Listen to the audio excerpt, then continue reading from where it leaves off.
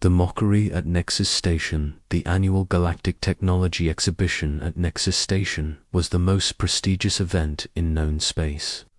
Representatives from hundreds of civilizations gathered to showcase their greatest achievements, forge new alliances, and witness the cutting edge of galactic science. For the third year running, Earth had somehow managed to secure a small booth in the outer ring. Far from the grand displays of the major powers, Dr. Alina Vasquez stood behind Earth's modest display, watching as delegates passed by with barely concealed amusement. Their booth featured humanity's latest achievements: improved fusion reactors, advanced projectile weapons, and their newest chemical rocket designs. Compared to the magnificent displays surrounding them, Earth's technology looked like museum pieces. Is that really the best your species can manage? High Counselor Zephyros of the Draconian Empire paused at their booth, his scaled features twisted in what might have been amusement. His massive frame towered over the human ambassador, golden eyes gleaming with superiority. Chemical propulsion. We abandoned such primitive methods over a millennium ago. Captain Marcus Chen, Earth's military liaison, stepped forward.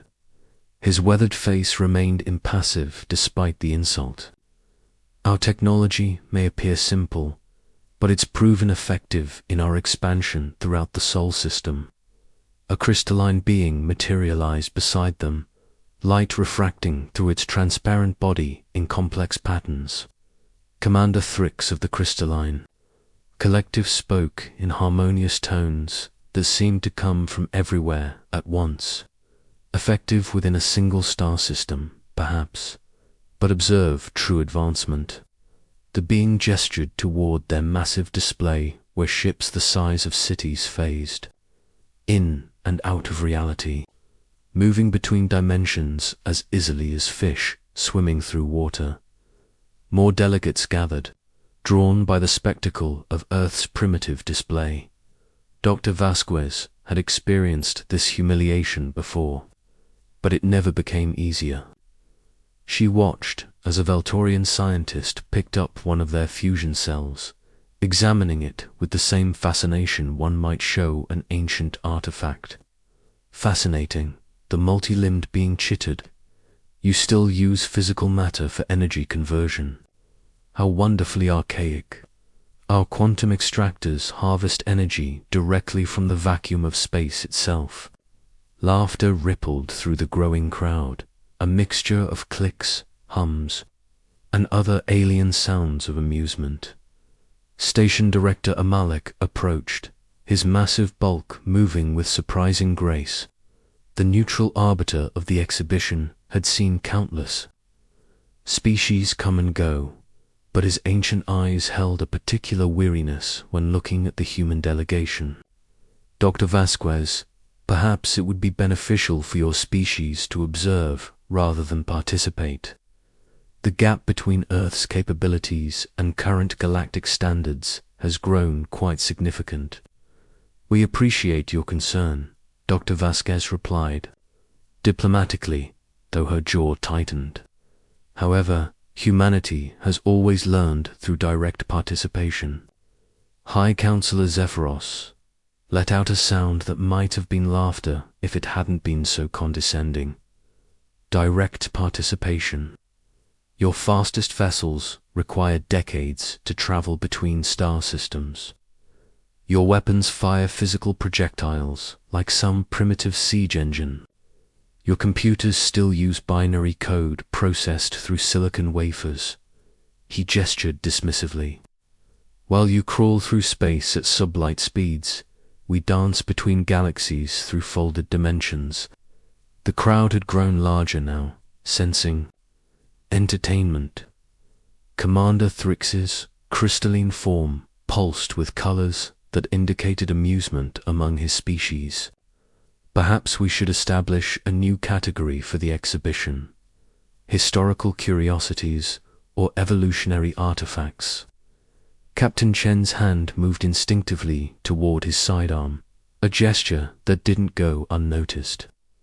Several alien delegates stepped back, though whether from fear or further amusement was unclear. Dr. Vasquez placed a calming hand on his arm. "Your passion is admirable, Captain," said a new voice. The speaker was Councillor Urath of the Ethereal Dominion, a being of pure energy, contained within a shimmering force field, but perhaps misdirected. "Your species shows promise, but you're attempting to participate in a competition that's thousands of years beyond your capabilities."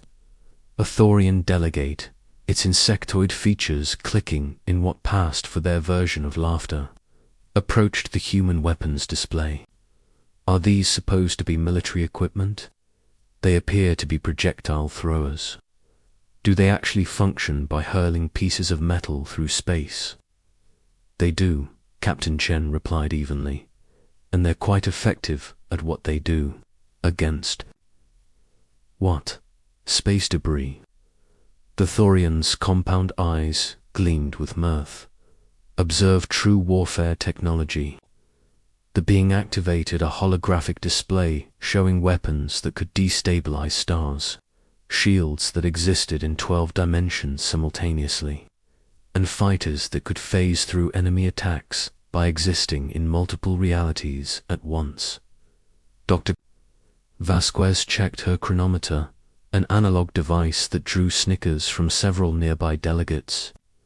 The mockery was reaching a crescendo now, with more species joining the crowd to witness humanity's technological inadequacy. She had endured worse in her diplomatic career, but watching her species' achievements dismissed so casually still stung. "Perhaps." "High Counselor," Zephyros said, his voice carrying across the gathered crowd, "Earth should consider a moratorium on space exploration until you develop technology appropriate for galactic interaction. Your current capabilities are not merely primitive, they're potentially dangerous to more advanced civilizations." The suggestion sent murmurs through the crowd. Such moratoria had been imposed before on species deemed too dangerous or unpredictable. For galactic society, it was a diplomatic way of quarantining a civilization until they either advanced sufficiently or faded into irrelevance. "That seems excessive," Dr. Vasquez said carefully. "Humanity has shown consistent progress and peaceful intentions." "Peaceful, yes," Commander Thrix agreed. "But your methods are so crude they risk destabilizing space-time in your local region. Your fusion reactors leak exotic particles. Your chemical rockets pollute dimensional barriers. Your electromagnetic communications interfere with quantum entanglement networks." Station Director Amalak nodded gravely. "The Galactic Council has expressed concerns about Earth's expansion methods. Perhaps a period of observation and technological development would benefit all parties." Captain Chen stepped forward, his diplomatic training warring with his military instincts. "Dr. Vasquez, perhaps we should know," she interrupted quietly, then raised her voice. "Humanity respectfully declines to cease our space exploration activities." The crowd fell silent. It was one thing to participate in a technology exhibition beyond your capabilities. It was another to directly refuse a suggestion backed by multiple galactic powers. High Counselor Zephyros's golden eyes narrowed. "Dr. Vasquez, I don't think you understand the implications of that statement. Your species lacks the capability to enforce such a position." "Do we?" Dr. Vasquez smiled for the first time since the exhibition began. "Perhaps you should reserve judgment until you've seen our complete technological demonstration, Counselor." Urath's energy field fluctuated with what might have been confusion. "Complete demonstration. This isn't your complete technological display." "Oh no," Dr. Vasquez checked her chronometer again. "This is just our consumer-grade technology. The equipment we use for peaceful exploration and trade. Our military demonstration should be arriving shortly. The assembled delegates exchanged glances, their various forms of communication creating a symphony of clicks, hums, and energy fluctuations. The idea that humanity might have hidden capabilities seemed absurd given what they'd witnessed, but Dr. Vasquez's confidence was unsettling. Commander Thrix pulsed with skeptical colors. And what form will this demonstration take? You'll know when you see it, Captain Chen said, his own confidence returning. I suggest everyone step back from the observation ports. As if summoned by his words, every sensor on Nexus Station suddenly screamed in alarm. Emergency lights bathed the exhibition hall in red, and automated voices began announcing in dozens of languages. Massive gravitational distortion detected. Unknown energy signature approaching. All ships maintain safe distance. Station Director O'Malek's ancient features showed the first sign of concern. What exactly is approaching this station? Dr. Vasquez's smile widened. The demonstration that will show you exactly why humanity refuses to abandon space exploration through the massive, transparent aluminum viewports of the exhibition hall. Space itself began to change. Not the elegant dimensional folding that advanced civilizations used, not the graceful phase shifting of quantum drives, but something far more violent and direct. Reality appeared to tear open like fabric being ripped by invisible claws. The gathered delegates watched in growing alarm as the tiers in space-time widened, revealing glimpses of something massive moving in the void between dimensions. Whatever was coming through was not using any recognized form of faster-than-light travel. Impossible, High Counselor Zephyros whispered, his scaled features showing the first crack in his superior demeanor.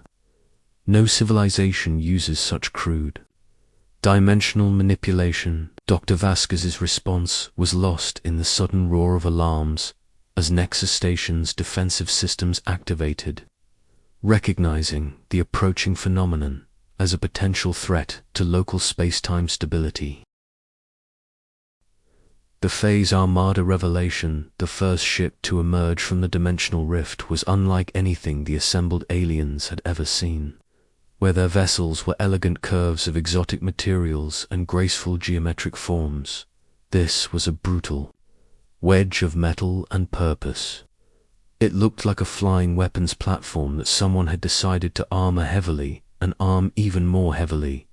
Admiral Sarah Rodriguez appeared on the station's main communication screen from the bridge of the UES Determination. Behind her, the bridge was a stark contrast to the sleek, minimalist command centers of advanced alien vessels. Banks of physical switches, analog displays, and crew members at manual control stations filled the screen. Nexus Station Control. This is Admiral Rodriguez, commanding Earth's Phase Fleet Demonstration Squadron, requesting permission to complete dimensional insertion and begin exhibition protocols. Station Director Amalak stared at the screen in disbelief. Admiral, your insertion method is causing severe spatial distortions. Our sensors indicate you're literally tearing holes in dimensional barriers. Confirmed, Control. The phase drive system is admittedly rough around the edges.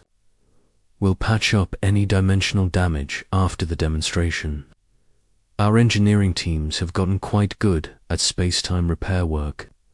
More ships began emerging through the rifts, each one as brutally functional as the first. They came through, in formation, their dimensional tiers creating a web of wounded space that made nearby alien vessels automatically withdraw to safe distances. High Counselor Zephyros found his voice first. This is impossible. The energy requirements for such crude dimensional manipulation would require the entire output of a star. Admiral Rodriguez turned to someone off-screen. Chief Murphy, the Draconians want to know about our power requirements. Gruff voice responded from somewhere on the bridge. Tell them we're running 47 fusion reactors in parallel on each ship, Admiral. Nothing fancy, just good old-fashioned hydrogen burning hot enough to make atoms uncomfortable. The assembled delegates exchanged shocked looks. 47 fusion reactors per ship was an almost incomprehensible energy output, especially when used so inefficiently. Most civilizations had moved beyond fusion technology centuries ago, developing clean quantum extraction or zero-point energy systems. Commander Thrix's crystalline form flickered with colors, indicating severe confusion. Admiral Rodriguez's fusion reactors cannot generate sufficient power for dimensional manipulation. The mathematics are impossible. Well, Admiral Rodriguez shrugged. We never were much good at impossible mathematics. We just kept adding more reactors until it worked. Turns out, if you don't care about elegance or efficiency, you can brute force your way through pretty much any physical barrier. Captain Chen stepped forward, his earlier embarrassment replaced by obvious pride. Admiral, please demonstrate the Phase Fleet's capabilities for our new friends. Copy that, Captain. All ships, prepare for phase demonstration, Alpha. The human fleet, now fully inserted into normal space, began to change. Not the graceful transformation of advanced technology, but something far more dramatic. The ships seemed to become translucent, then transparent, then began flickering in and out of visible existence entirely. Impossible. Counselor Yareth's energy field fluctuated wildly. They're phasing through multiple dimensional layers simultaneously. The coordination required would be beyond any species' capabilities. Dr. Vasquez finally spoke, her voice carrying clearly through the stunned silence. Counselor, you assume coordination is required. Our approach is simpler. Each ship phases independently through every possible dimensional state until it finds one that works. One of the human vessels, the U.S. Persistence, approached a massive Draconian dreadnought that had been docked at the station, to the horror of its crew.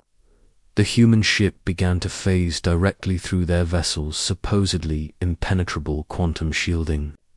Stop, High Counselor Zephyros commanded. Your ship is passing through our defensive barriers. Captain Lisa Park's voice came through the communications system from the Persistence's bridge. Confirmed, Counselor. We're currently existing in approximately 47 different dimensional states. Your shields only exist in 12. We're just using the 35 dimensions you haven't protected. The demonstration continued with mechanical precision. Human ships phased through asteroid fields, energy barriers, and even other vessels without causing damage. But unlike the elegant dimensional dancing of advanced civilizations, the human method left visible scars in space-time itself. Engineer James Murphy's voice crackled through the communications. Admiral, we're getting some minor dimensional bleed-through on the port phase generators. Should I shut them down for maintenance? Negative, Chief. Patch it with quantum tape and keep running. We've got a demonstration to complete. The casual reference to patching dimensional equipment with what sounded like adhesive tape sent ripples of shock through the alien observers. Such improvisation suggested either incredible recklessness or unimaginable confidence in their technology. Commander Thrix pulsed with colors that indicated deep concern. Admiral, your phase technology is creating permanent damage to local spacetime. The dimensional barriers you're forcing through are not healing properly. Admiral Rodriguez nodded matter-of-factly.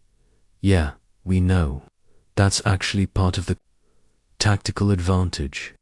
When we phase through enemy territory, we leave dimensional wake trails that are nearly impossible to follow or predict. Makes tracking our movements quite difficult.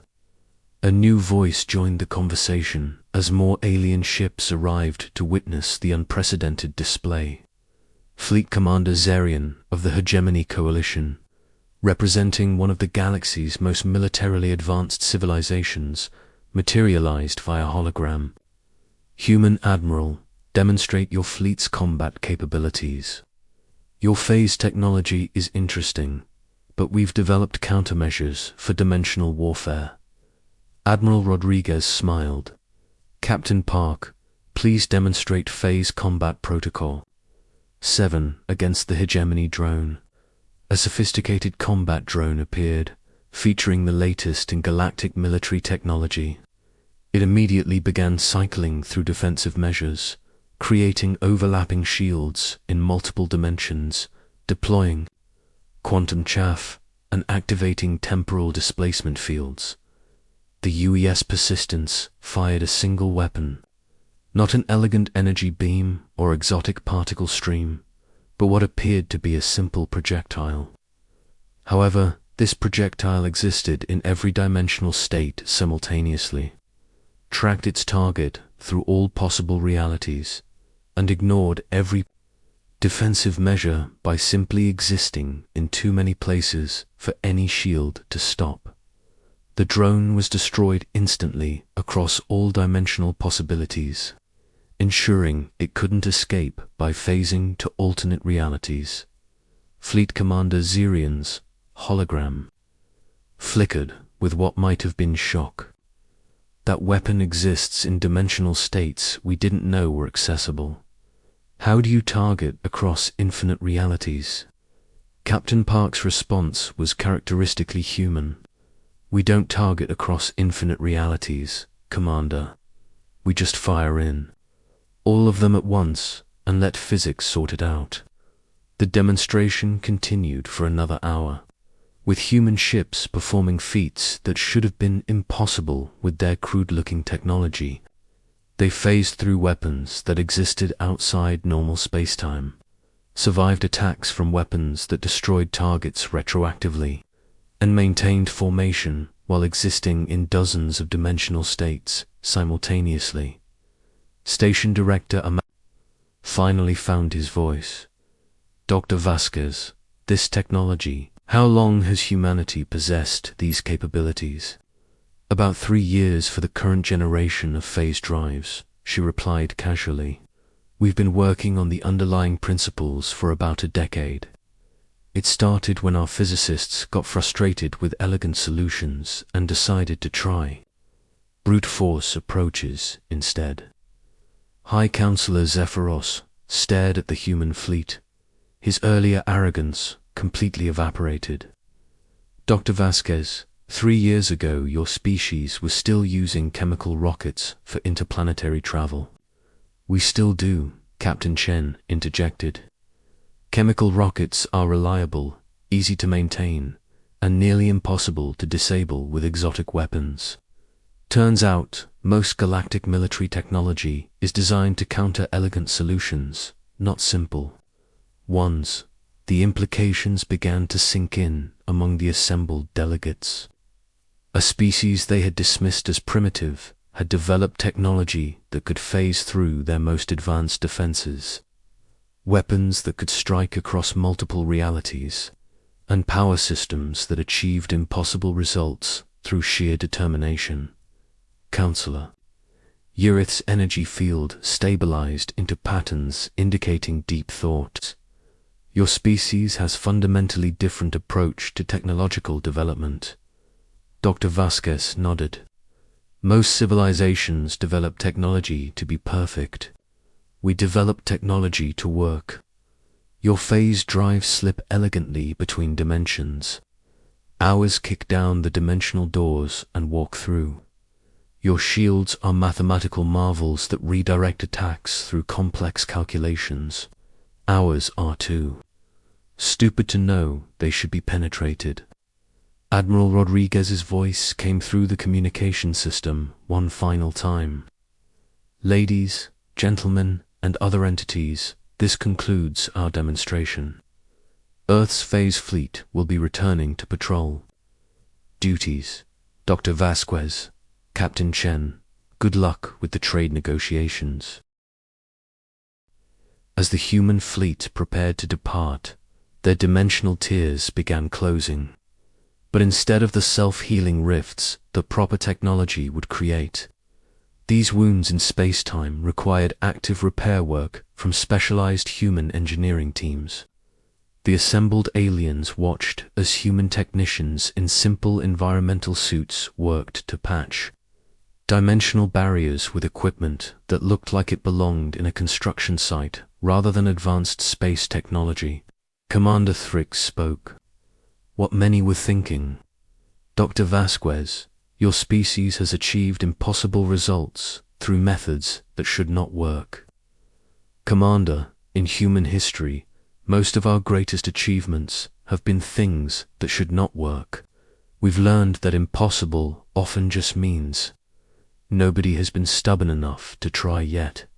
As the last human vessels disappeared through their crude dimensional rifts, leaving behind carefully repaired space-time that actually seemed more stable than before, the alien delegates stood in contemplative silence. Station Director Amalak was the first to speak. I believe the Galactic Council will need to reassess Earth's status in galactic affairs. Hi, Counselor. Zephyros nodded slowly. Indeed, a species that can phase through our best defenses and repair dimensional damage with what appears to be industrial adhesive. They may be primitive, but they are not powerless. Dr. Vasquez gathered her simple displays, her analog chronometer, and her species' apparently obsolete technology. Gentlemen, humanity looks forward to establishing more equitable trade relationships. With all of your civilizations, we may be primitive, but we're persistent. And sometimes, persistence is the most advanced technology of all. The Galactic Technology Exhibition continued for 3 more days, but the conversations had fundamentally changed. Instead of mocking Earth's primitive displays, alien delegates found themselves asking detailed questions about fusion reactor design, projectile weapon effectiveness, and the theoretical principles behind dimensional brute force techniques. Humanity had proven that advancement wasn't always about elegance. Sometimes, the most sophisticated solution was simply refusing to accept that something couldn't be done.